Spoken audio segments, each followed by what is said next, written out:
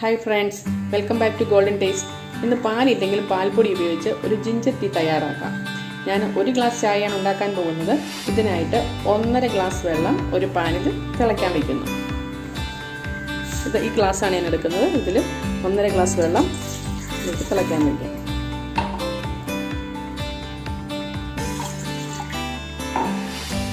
Gas on ചെയ്യുന്നു.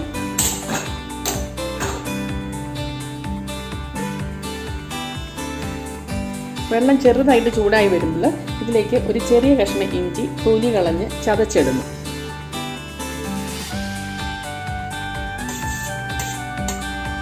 ഇതൊരു 2 minute നേരം നമുക്ക് തിളയ്ക്കാൻ വയ്ക്കാം. അപ്പോൾ നമ്മുടെ വെള്ളം നന്നായിട്ട് തിളച്ചിട്ടുണ്ട്.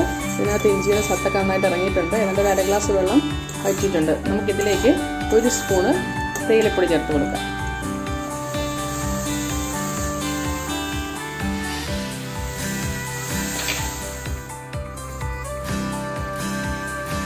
തേയില നമ്മൾ ചേർത്തു.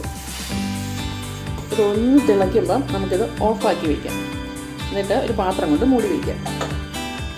കൂടുതൽ നേരം നമ്മൾ തിളപ്പിച്ചാൽ ഇതിന് ഒരു കയ്പ്പ് രുചിയാണ്.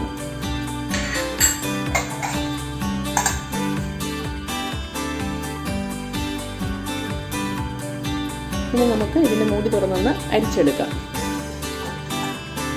നമ്മളിത് ഏതാണ്ട് ഒരു 30 സെക്കൻഡ് നേരം അടച്ചു വെച്ചിരുന്നു. ഇത് കട്ടൻ ചായ ആയിട്ട് നമുക്കിത് കുടിക്കാം. ജിഞ്ചർ ടീ വളരെ നല്ലതാണ്, ആരോഗ്യത്തിന്, വെയിറ്റ് ലോസിനൊക്കെ വളരെ നല്ലതാണ്. ഇനി നമുക്ക് ഇതിലേക്ക് വേണ്ട പാൽപ്പൊടി തയ്യാറാക്കാം. 1 ഗ്ലാസ് ചായക്ക് 2 ടീസ്പൂൺ പാൽപ്പൊടി എടുക്കണം.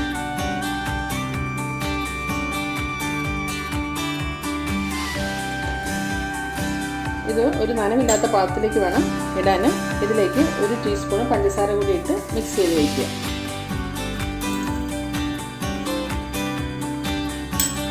പഞ്ചസാര നിങ്ങളുടെ ടേസ്റ്റിനനുസരിച്ച് വേണം ചേർക്കാൻ. നന്നായി ഒന്ന് മിക്സ് ചെയ്യുക.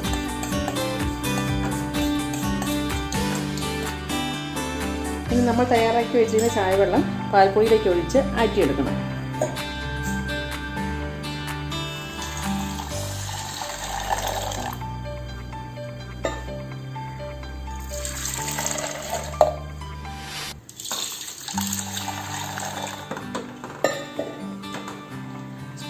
സ്പൂൺ കൊണ്ട് ഇളക്കിയാൽ ചിലപ്പോൾ ഇത് കട്ട പിടിക്കുന്നിരിക്കും. അതുകൊണ്ട് നമുക്ക് ആറ്റിയെടുക്കുന്നതാണ് നല്ലത്.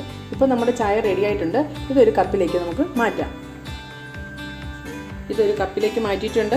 പാലുണ്ടെങ്കിൽ പാൽപ്പൊടിയുടെ സ്ഥാനത്ത് പാൽ ചേർത്തും ഈ ടീ ഒക്കെ ഉണ്ടാക്കാം. ഏതായാലും ഇതൊരു നല്ല റിഫ്രഷ്മെൻറ്റ് ടീ ആണ്. നിങ്ങളും ട്രൈ ചെയ്ത് നോക്കൂ. ഇഷ്ടപ്പെട്ടാൽ ലൈക്ക് ചെയ്യാനും എൻ്റെ ചാനൽ സബ്സ്ക്രൈബ് ചെയ്യാനും മറക്കരുത്.